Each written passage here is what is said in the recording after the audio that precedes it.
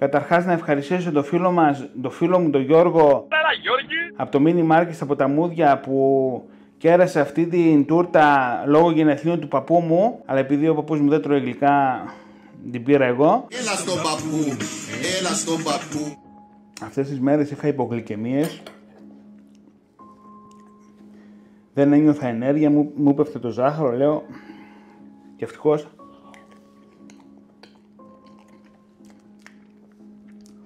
που σήμερα έχει γενέθλια ο παππούς μου. Σε αυτό που τα έχει όλα και μην κοιτάς αλλού. Αυτή είναι μια υπέροχη τούρτα παγωτό. Μην επιχειρήσετε κάτι παρόμοιο. Σου αρέσουν οι τρομακτικές ιστορίες μου? Είναι παγωμένη. Γι' αυτό είναι και τούρτα παγωτό. Νόστιμη.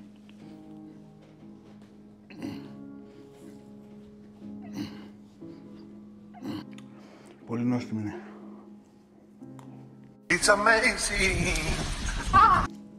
Πύραυλος γεύσεων, παιδιά, πραγματικά.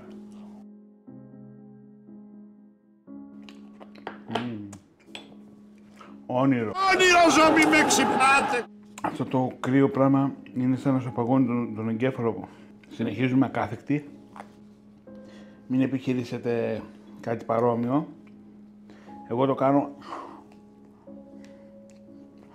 επειδή αντέχω. Fantastic. Τι λέτε, για γράψτε στα σχόλια. Το έχω αυτό το κομματάκι. Okay, my friends, one more my video. It's finished. Thank you so much for watching my video. If you like my video, please like, subscribe, comment, write anything you want. Your opinion is your understanding, question, anything you want. If you want to share my video on my channel, your friends will be recommending me. Thank you so much. Bye bye.